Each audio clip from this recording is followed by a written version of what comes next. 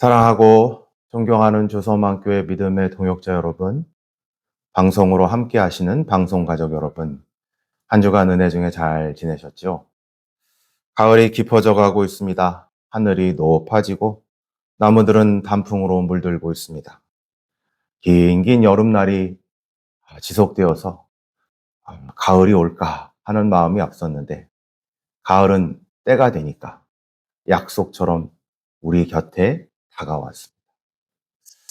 예, 이처럼 우리 주님이 하늘로 올라가셨던 그 모습 그대로 언젠가 다시 내려오사 우리 모든 믿음의 동역자들과 영원히 함께하며 기쁨을 나눌 날이 곧 오리라 믿습니다.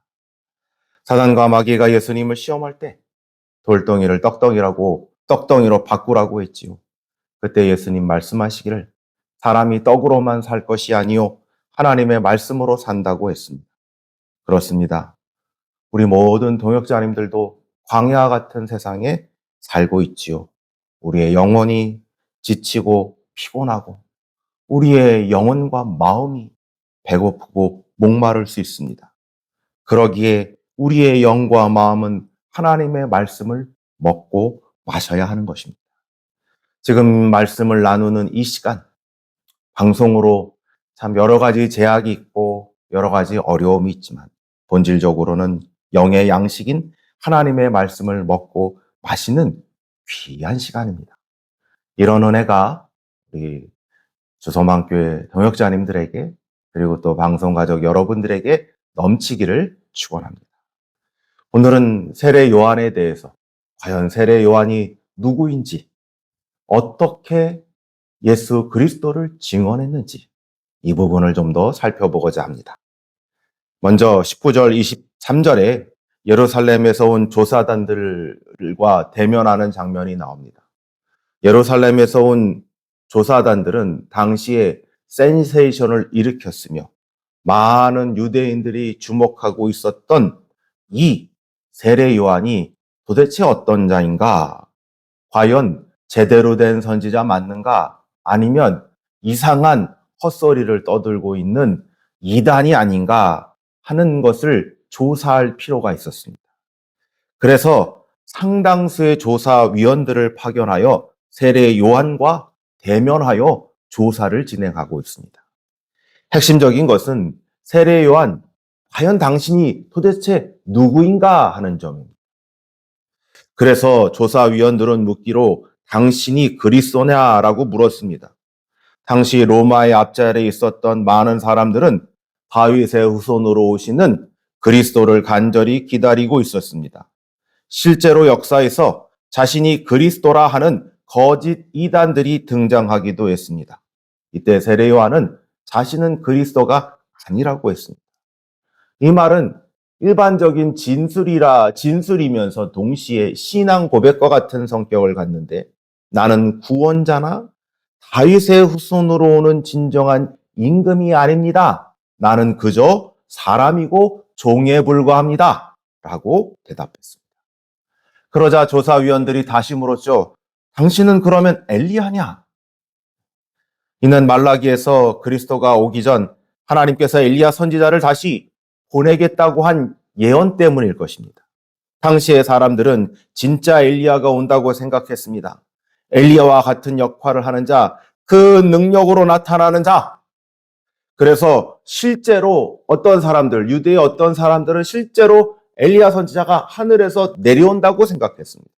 그러니까 이 질문의 함의는 그런 선지자냐라고 묻는 것은 당신이 그런 위대하면서 혹은 어떤 초월적인 능력을 가진 자냐라고 묻는 것입니다.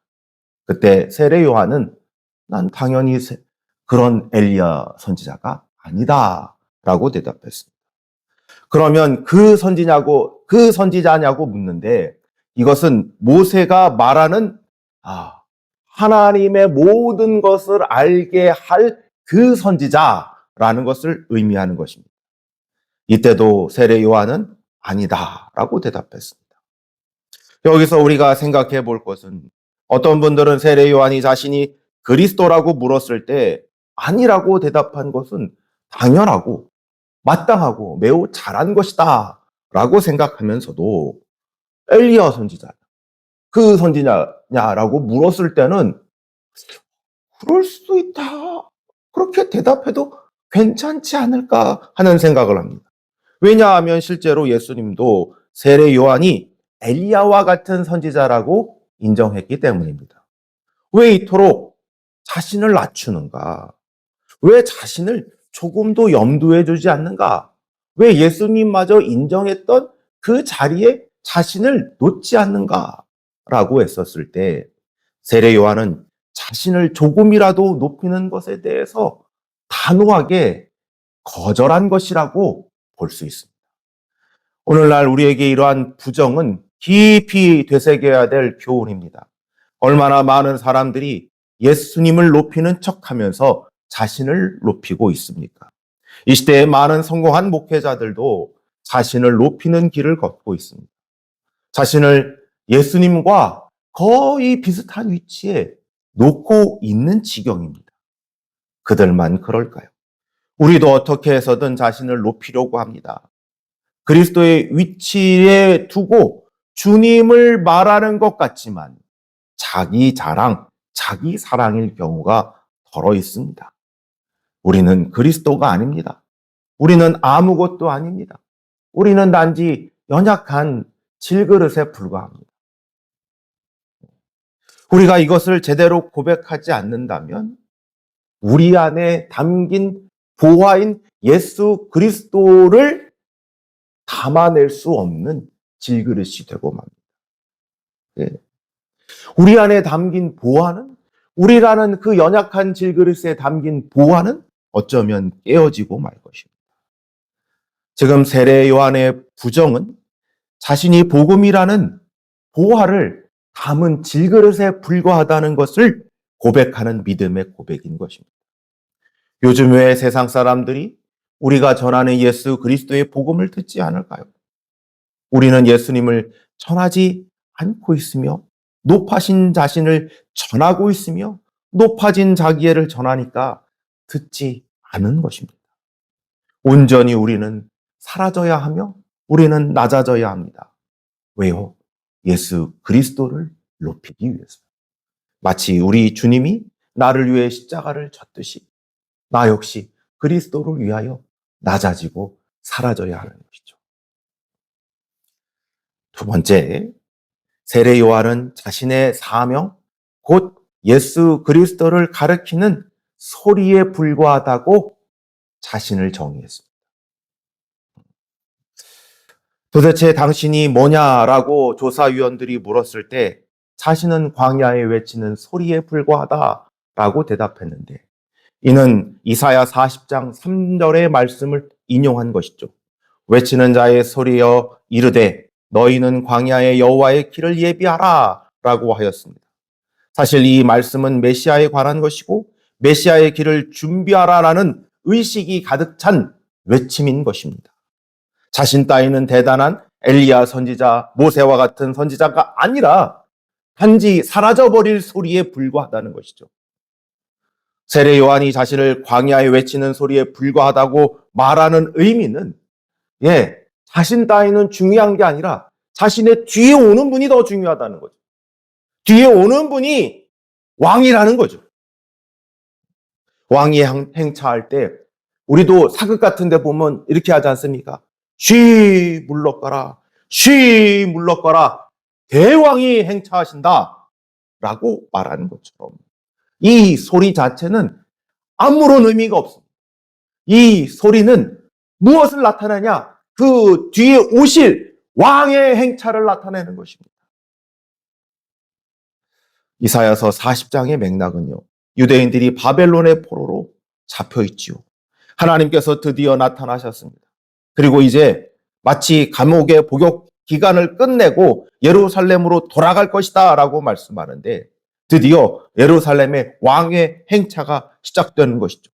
그 왕의 행차를 알리는 게 40장 3절의 광야에 외치는 소리인 것입니다. 지금 유대인들이 처한 정치적, 군사적, 경제적, 윤리적, 영적인 지형은 매우 혼란스럽고 고통스럽습니다.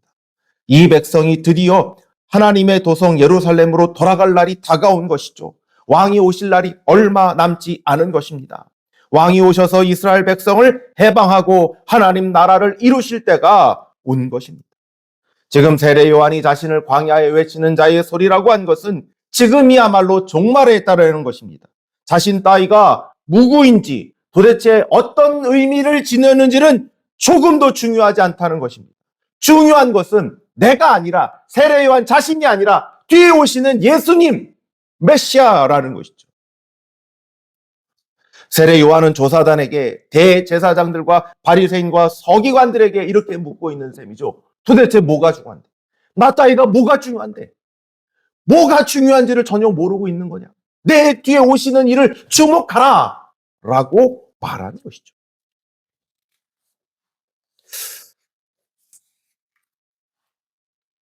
지금 메시아가 오는데 내가 누구인지, 내가 메시아인지, 내가 엘리야 같은 자인지가 뭐가 중요하냐? 주님 오셔서, 메시아 오셔서, 왕이 오셔서 하나님 나라가 곧 가까이 오는데 그것이 도대체 뭐가 중요한데? 라고 말하는 셈. 우리가 예수님 전할 때 예수님 믿고 복 받으세요. 예수님 믿으세요. 예수님 믿고 행복해지세요. 뭐 여러 가지 말들이 있죠. 저는 뭐든 좋다고 생각합니다. 네. 근데 우리가 정말 중요하게 생각할 것은 사람들이 자꾸 자기를 본다고 생각하는 것이 문제입니다. 나를 이렇게 길거리에서, 현장에서, 혹은 가정에서, 직장에서, 혹은 일터에서, 생업의 현장에서 예수님을 전하면 나를 어떻게 볼까? 나를 광신자로, 맹신도로 보면 어떻게 할까? 예수님은 전하다가 내가 조금 어려워지면 어떻게 될까? 잘못 지키면 어떻게 될까? 여러분, 이런 식으로 생각할 수도 있겠죠. 그러나 세례 요한의 외침은 왕이 오신다. 우리가 해방되었다. 이 감격에 자신의 모습은 어떻게 보여도 상관이 없다는 것입니다. 종말에 급박한 때가 되었죠. 세례 요한의 사명은 이 종말에 급박한 때에 내가 어떻게 보이든, 내가 엘리야로 보이든, 내가 모세로 보이든, 아니 내가 그런 높은 자로 보이는 것 전혀 신경 쓸고 오히려 하찮은 자, 그것보다 사라질 자로 보여도 정말로 중요한 것은 내 뒤에 오시는 분, 예수 그리스도다라는 것입니다. 왜 그렇게 볼까요? 때가 중요한 것입니다. 지금은 종말의 때다. 지금은 은혜의 때다. 지금이야말로 유일하게 예수 그리스도를 믿어 구원을 얻을 때다. 지금이 아니면 이 구원의 묻이 닫힐 수도 있다. 이 구원이 무엇일까요? 종말에 얻게 될 최종적인 생명이며 영생입니다. 지금 나아지는 삶, 상처의 회복, 행복, 자유, 느낌, 가난에서의 부유함, 이런 정도, 이런 세상의 정도로 설명될 수 있는 것이 아닙니다. 어쩌면 완전히 상관없어도 상관이 없습니다. 죽음에서 생명으로 옮겨지는 것이요, 예수 그리스도가 주는 하나님 나라인 것입니다. 우리의 사명은 이런 예수님의 증인이 되어야 하는 것입니다. 우리가 살펴볼 셋째는 세례 요한은 우리의 죄를 대신 지시는 예수님을 전하고 있다는 것입니다. 29절서부터 34절에 세례 요한은 예수님을 바라보면서 보라 세상 죄를 지고 가는 하나님의 어린 양이다 라고 말하고 있습니다. 이 고백은 시대를 굉장히 앞서간 거죠. 이 시대가 메시아에 대해서 어떤 생각을 가졌냐면 힘센 메시아, 정치적, 군사적, 어떤 윤리 도덕적으로 다윗과 같은 자, 모세와 같은 자가 와가지고 저 로마의 모든 병사를 다 물리치고 군사적으로 다 물리치고 우리를 해방시켜줄 왕, 다윗처럼 솔로몬처럼 우리를 부강하게 해주기를 왕, 이런 왕을 기대했는데 세례 요한이 봤던 것은 세상 죄를 지고 가는 하나님의 어린 양. 그러니까 이거는 아마도 대속하시는 6월절 어린 양이에요. 이거는 많은 제사에 쓰였던 대속물로서의 제물로서의 죽음을 의미할 것입니다. 그러니까 메시아가 어떤 분인가? 라고 했을 때 세례 요한은 모든 사람의 죄를 대신해서 죽으시는 분으로 고백하고 있는 것입니다. 세례 요한이 주목하고 있는 예수님은 세상에서 군림하고 세상의 임금으로 오시는 분이 아니라 세상의 부유함과 명예의 길로 걷는 분이 아니라 세상을 부강하게 해줄 분, 세상을 군사적으로 막강하게 해줄 분이 아니라 우리의 죄를 지시고 대신해서 십자가에 죽으시는 분, 하나님의 어린 양이신 그분을 주목했던 것입니다. 우리의 죄를 대속하시기에 우리의 구원자가 되시는 것입니다. 사람들은 돈과 복지, 경제, 군사, 지식, 과학 등등 이런 것들을 구원이라고 착각합니다. 그러나 그 어떤 것도 우리를 죄에서 사함받게 하지 못합니다. 그래서 그런 것들은 구원이 될 수도 없고 그런 것들을 말하는 자들은 구원자가 될 수도 없습니다. 우리의 구원은 죄로부터의 구원이고 우리의 구원자는 우리의 죄를 대신 지시고 십자가를 지시는 예수님밖에는 없습니다. 하지만 사람들은 십자가를 지신 예수님을 구원자로 알지 못합니다. 요한 사도의 말씀처럼 세상의 빛으로 비추어졌지만 어둠은 그것을 깨닫지 못하는 것처럼 말입니다. 그러나 세례 요한은 목격했습니다. 예수님을 세례 줄 때 그 예수님 위에 비둘기처럼 내려와 앉는 성령님을 목격했습니다. 이 비둘기가 의미하는 바는 노아의 홍수 심판 때 하나님의 심판이 끝이 나고 새로운 땅 월계수 잎을 가져다 주었던 그 비둘기, 곧 성령 하나님께서 예수 그리스도를 통하여 생명의 새로운 땅으로 인도하실 것에 대한 이미지인 것이죠. 예수님은 성령으로 세례를 베푸실 분입니다. 세례 요한이 세례를 베풀었던 것은 그것을 알려주기 위함입니다.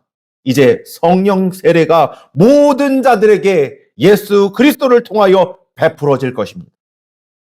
그 마지막 날에 예수 안에서 모든 성령이 부어져 하나님이 주시는 꿈과 환상을 보고 새로워지는 하나님 나라에 들어가게 될 것입니다. 세례 요한은 그분을 결론적으로 이렇게 고백합니다. 34절입니다. 하나님의 아들 예수님. 요한복음의 예수님은 태초에 계신 하나님의 말씀이었고 독생자의 영광이었다는 이 놀라운 고백이 가장 먼저 세례 요한의 입술을 통하여 증언되었던 것입니다.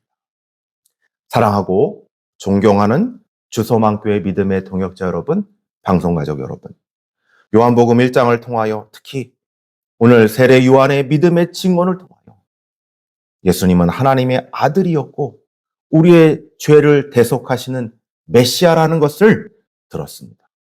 이는 우리가 잘 알고 있는 놀라운 진리입니다.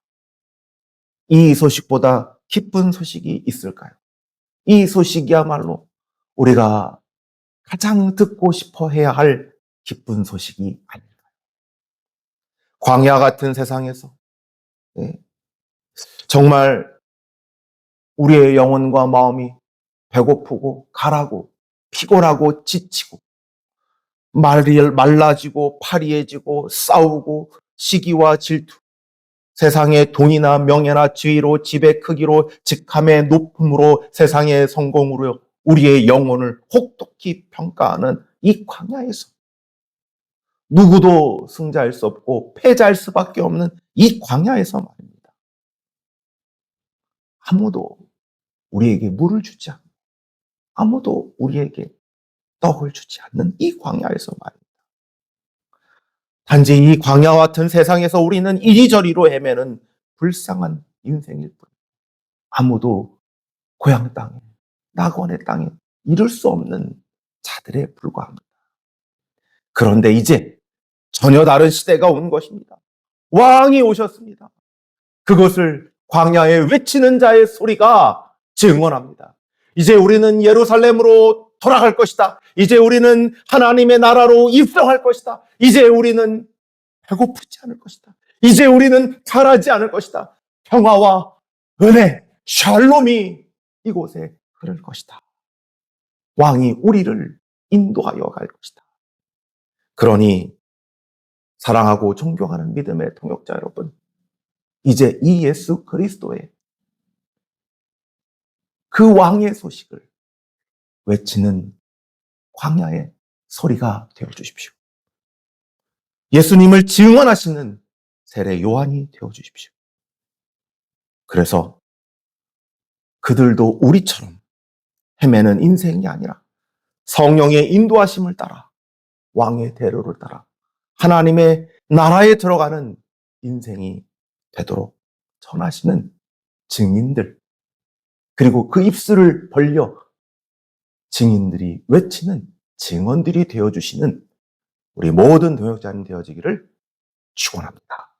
기도하겠습니다.